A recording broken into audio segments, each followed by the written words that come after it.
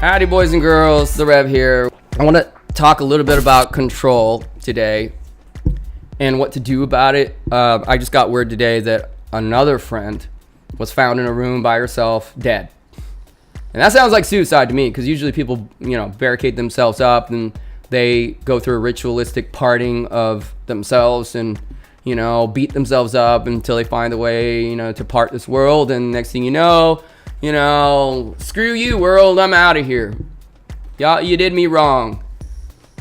Yeah, that's true. They did you wrong as a child, probably, because controlling people or victims of control have been controlled from a very early age, typically.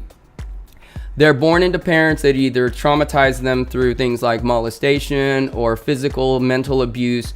All of these horrible things that happen within closed doors, that happens a lot, I call domestic terrorism. And I want to write about this because I want to reveal the crap that people do and what to do about it, and how not to be a victim or an aggressor. So control is very much about two things. There's two players in control. There's an aggressor and then there's a victim.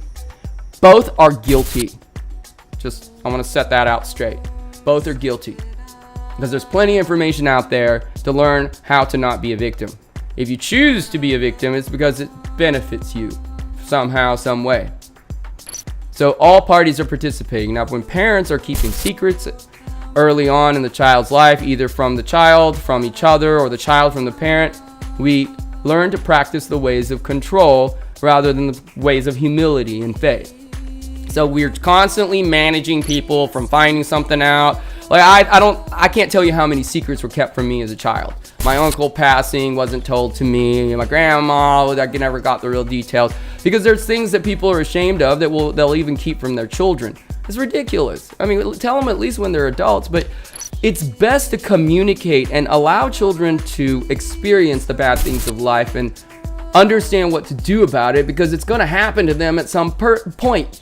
You cannot shelter your child from life. Come on, man. They're going to grow up and get out into the world, and they're going to not have any tools. They're going to go, what the F am I supposed to do now? You insufficiently prepared me for life because you're negligent as parents, and kids grow up and they don't know how to handle life, and it caves in on them and they just end up killing themselves. Ridiculous. Parents, it's your job to equip your children with the tools that they need in order to survive in life. If you didn't do that, you are an utter failure as a mother or a father. If you passed your transgenerational trauma, if you transmit that to your children, you are an asshole. Do not do that.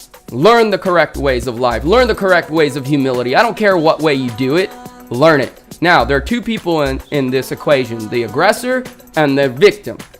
The aggressor beats people up because that's what's happened to them. That's what they practice. The victim has practiced receiving abuse their whole life, and they take advantage of that too. The aggressors get to control and be in charge. The victims get to not be in charge and not do shit. So they just chill out, sit back, relax, and you beat me up, so now you gotta buy me a new car, and you beat me up because now I want a new house. It's all manipulation. All you guys are guilty of sin. Stop your bullshit. Stop being a victim. Stop being an aggressor. It's all wrong. Don't do it, because it leads to death. Yes, you heard me. It leads to people killing themselves, and this is the shit that happens, is the people end up in rooms dead. So the right way to live is to practice free will and respect for other people. If you don't want to do this, I respect your decision. Here's why I disagree with it. But the minute that you give an ultimatum or make that person feel fear in response to your anger, you're an aggressor. And if you allow fear to manifest in your heart in response to an aggressor, you're a victim. But you're all allowing it. It's a choice. It is my choice to be angry at you, and it is your choice to receive the anger. You don't have to. You've been taught to. I'm sorry. But you know what? All you guys can just fuck off with all that nonsense. Fuck off. Fuck off with all that bullshit. I don't believe you. I don't sympathize. It sucks for you. Yeah, it happened to me, but tough shit. There's plenty of ways to find your way back to the light. Pick one. But for you to sit there and say that, I'm just going to say poor baby, because I was a victim too, and I was an aggressor as well. It happens to more people than you think. I'd say most people in the world have had some kind of trauma happen to them. But the difference between a successful person and a utter failure is somebody that decides to face their demons and say, fuck off! I don't need to be scared of you. You're not going to use fear against me. You're not going to manipulate me by making me scared of you. I only fear God. It's the only thing I fear. I don't fear death even. I fear God. I fear what God's going to say when I die, when I go to the pearly gates and I see him, and I can look at him in the eye and I can say, God, I lived a good life. It was tough at first, but I'm happy with my life, and thank you for the guidance that you gave me. I'm grateful. So gratitude's the right attitude. Control is not. Free will. Allow people to be who they are. So sorry for the rant, guys. I'm a little bit upset today, but when injustice occurs, it's the only thing that gets me angry, and there's no reason for anyone to die. We're here. This is heaven, guys. Just work a little bit to realize that. Peace and love.